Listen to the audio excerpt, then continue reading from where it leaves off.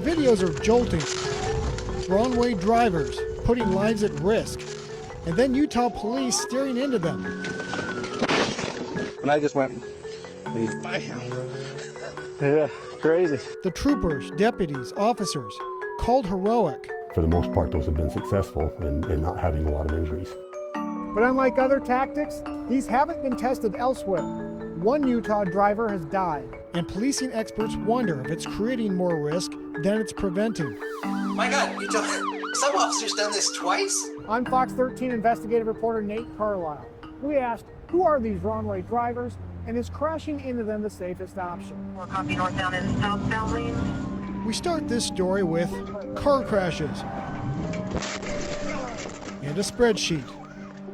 We compiled a list of a dozen times in the last 6.5 years that Utah law enforcement decided to stop a wrong-way driver by steering their own police cars into them, crashing into the front end or the side. None of those 12 cases involved people fleeing from police. Some drivers were drunk, but others were confused or having a medical crisis. It's one of the most dangerous situations we can come up with. Colonel Mike Rapich commands the Utah Highway Patrol. There's high speeds involved. His troopers steered into wrong-way drivers in 7 of those 12 cases. They were trying to prevent these. Utah recorded about 30 deaths due to wrong-way drivers in the last 5 years. And you're talking about the most violent and horrible collision that you can possibly imagine.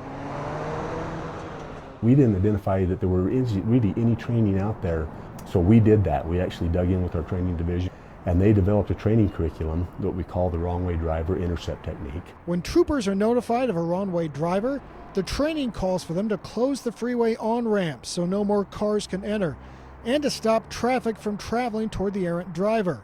Then, if a trooper deems it safe, he or she can drive the wrong way too, until they get behind the driver, strike him on a rear quarter panel, and force the driver off the road.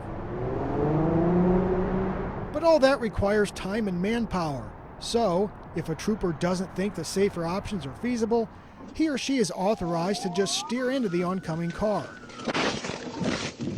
Huge liability of the officer's safety, of course, safety of the innocent victims in the vehicle they're crashing into. We showed the collisions and policies to professors who study law enforcement.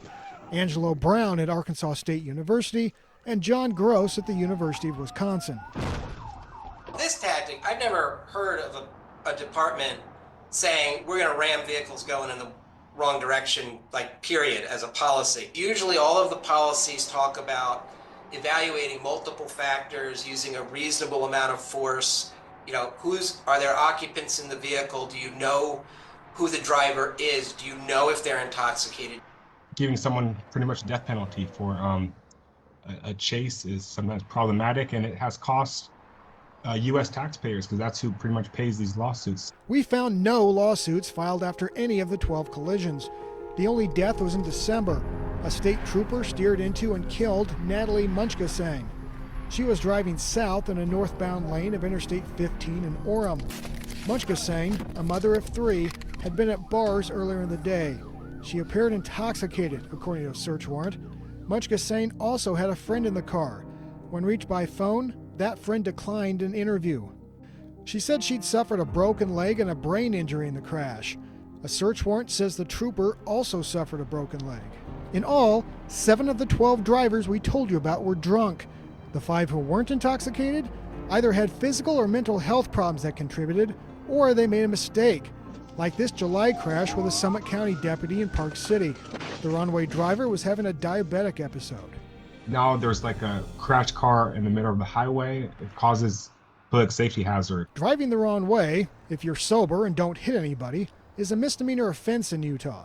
This level of force is probably something that most courts would look at and say it's not reasonable. Where did it go? Gross and Brown noticed something we saw too. In at least 4 of the videos, the wrong-way drivers appear to be slowing, like in this 2022 collision on Legacy Highway in Davis County. The trooper still hits the driver as he's moving onto the shoulder. UHP said the motorist was a man in his 70s who was confused. 1050, send medical. The trooper and the driver received minor injuries. I think the officer at that moment needs to reassess whether it's really necessary to strike this vehicle. Of course, I know full well that if they did hit a school bus, right, and they said to the officers, well, we could have rammed them, but we didn't, like, they would all get fired. Absolutely not. Rapich says he's not disciplining any trooper who opts not to collide with the wrong-way driver, but doesn't believe UHP should change its policies. In fact, UHP has shared its training with other Utah police forces. Is it worthwhile to put the troopers in these positions when you can't be certain that wrong-way driver is actually going to hurt anybody? And I absolutely agree with you.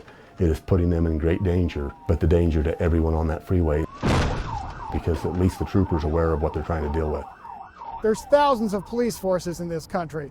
We only ask the highway patrols in the neighboring states what they do. Code 2 wrong. Like this video from Arizona Highway Patrol, they've rammed wrong-way drivers too, or have policies permitting it. Enemy rammed their 2-1.